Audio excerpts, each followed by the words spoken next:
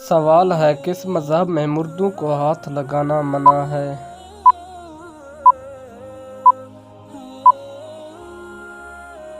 صحیح جواب ہے پارسی مذہب میں۔ سوال ہے کس سورت کو یاد کرنے والا دجال کے فتنے سے بچ جائے گا؟ صحیح جواب ہے سورت کہف کو یاد کرنے والا۔ سوال ہے وہ کون سا گناہ ہے جس کی سزا دنیا میں ہی مل جاتی ہے؟ صحیح جواب ہے ظلم کی۔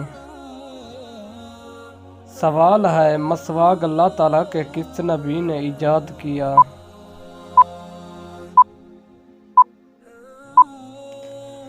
صحیح جواب ہے حضرت ابراہیم علیہ السلام نے۔ سوال ہے کس وقت اللہ سے ڈرنے والا انسان آخرت میں کامیاب ہوگا؟